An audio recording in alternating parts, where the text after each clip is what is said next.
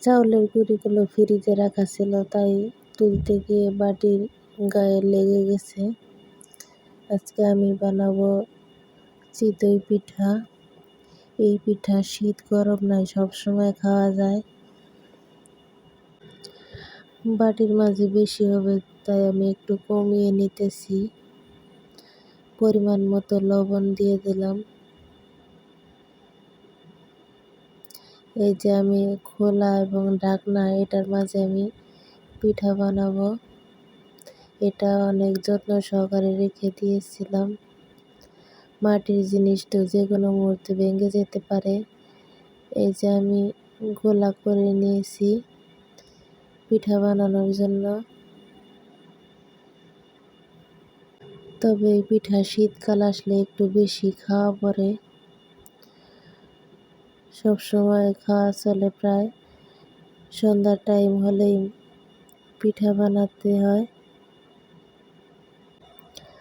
মাটির খোলা গ্যাসের চুলায় একটু ভয় করে কখন জানি ফেটে যায়, তাই সাবধানভাবে আমি নাড়াচাড়া করতেছি। মাটির জিনিস তো একটু ১৯ হলেই ভেঙে যাবে। চিতই পিঠার সাথে শুটকি ভর্তা হলে তো কোনো কথাই নাই। আপনাদের কি পছন্দ না? অবশ্যই কিন্তু জানাবেন।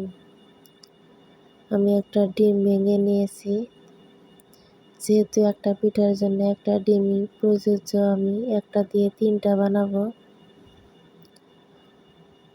অল্প অল্প করে দিয়ে দিলাম। এই যে আমার পিঠা একটা হয়ে গেছে।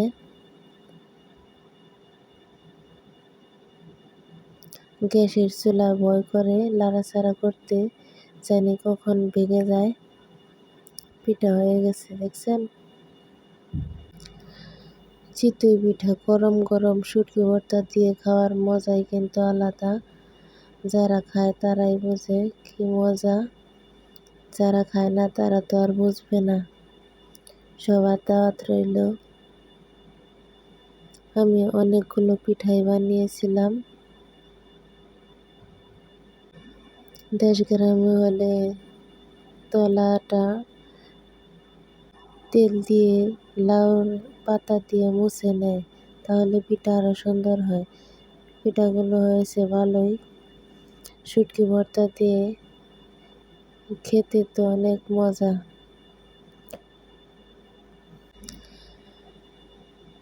এতক্ষণ ধরে ভিডিওটি দেখার জন্য সবাইকে ধন্যবাদ। এদিকে মিষ্টি নিয়ে আসছে, বাঁধন সুইট মিট। খুলে দেখি কেমন। মিষ্টি আমার অনেক প্রিয়, তবে শুকনা মিষ্টি আবার বেশি খাওয়া যায় না। অনেক মিষ্টি হয়।